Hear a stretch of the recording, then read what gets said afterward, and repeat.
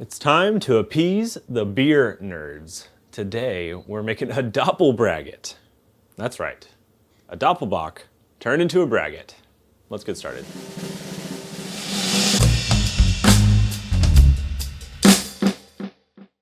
All right, if you have no idea what a Doppelbock is, you're not the beer nerd I'm talking to. If you don't know what a braggot is, you might not be the beer nerd. I don't know. Anyways, this Doppelbock turned into braggot recipe was stolen. I say stolen. I found it on Brewfather, which is a website that has a bunch of beer recipes. I've been sitting on this buckwheat honey for like a couple years now. It's been sitting in this bucket, unused. I used some of it at some point. I wanted to use it finally, so I found online a recipe by Kevin Kane, and I'll put the Brewfather recipe link somewhere. You can see it.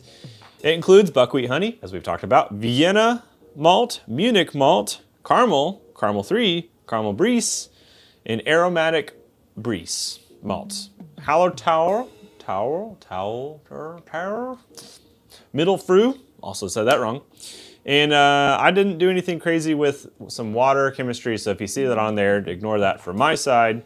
It did include some herbs, including marsh rosemary, sweet gale, yarrow, bee pollen, all of which I ignored and didn't add to this brew. So sorry, Kevin.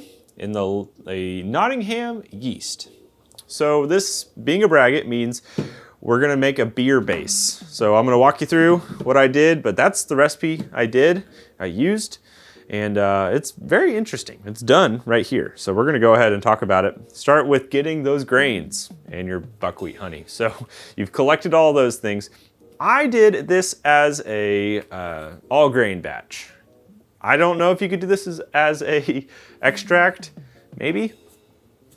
Let me know. We started by getting our grains. We milled them ourselves because I have a mill at my house. We then got our water up to a strike temp of 134.8, at which point we pitched in our grains that were milled and let it drop to 123 Fahrenheit for 20 minutes, and then we rose it up. We raised it up to 151 degrees Fahrenheit for 45 minutes. After the mash was done, we went ahead and pulled up that grain basket. I didn't do any sparge water. I just started with all my water up front. I know that, again, beer nerds are gonna be mad at me, so sorry about you. So that's what I did. We then brought that whole water that we had there up to, which was like, I think about 5.5, little over 5.5 gallons, up to a boil. We added our hops, which was, again, the Hallertauer Middle Fru, 1.26 ounces for 60 minutes. Boiling was done after that.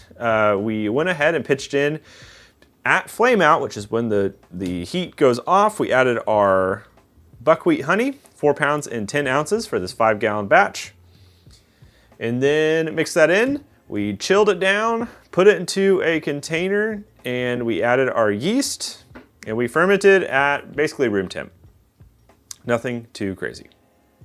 Fermentation started at 1.068, I think, starting gravity, and finished in the realm of 1.008, I think was the final gravity there. It's not bad. We got ourselves a pretty decently strong brew, somewhere in the realm of 8%.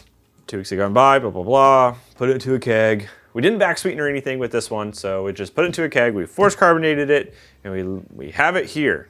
I got a pour of it. As you're seeing right now, doesn't it look so nice? It doesn't have a great big foamy head on top of it, but that's okay. Let's go ahead and taste it. If you don't like buckwheat, don't brew this. It's very strong buckwheat. And this is the grassy kind of hay, barnyardy buckwheat that I have. But it does smell very malty. And I had a buddy over last night. He said, hey, this reminds me of, what did he say? Like a brown ale is what he said, or like stouty. That's kind of the vibe I'm getting too. It's stouty, it's brown ale-y. Here we go. Great carbonation level. The malt in here gives a little bit of that, there's almost like a cherry kind of note happening for some reason. Subtle cherry kind of vibe. The buckwheat is definitely one of those in your face kind of punches because it's buckwheat. Buckwheat honey is in your face. That's kind of the point of it. For the beer style, I think it nails a Doppelbock. It's very different. You know, part of me wants to submit this to competitions. And if I figured out how to do it, here are my results. I don't know if I'd put this in the alternative sugar route or what, because it's a Doppelbock, but it uses honey as a fermentable sugar. I don't really know. So it's definitely a different kind of Doppelbock, but it's pretty good. It's definitely not for everyone. I think that's a clear thing here. If you don't like buckwheat honey, it's gonna be odd.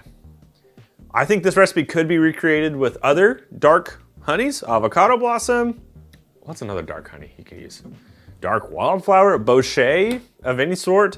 You can make a really interesting mead with this if you don't want to use buckwheat. If you have buckwheat, this is a pretty cool use for it. And it's an interesting parallel between, of course, your mead and your beer. So if you're wanting to hit both sides of the fence, you can do that.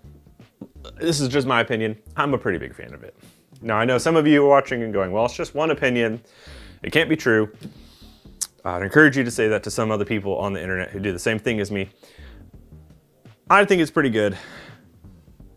I highly suggest you try it. That's my big encouragement. Give it a shot, see what happens. Not my recipe. I want to be very clear on this. I did not design this recipe, designed by Kevin Kane.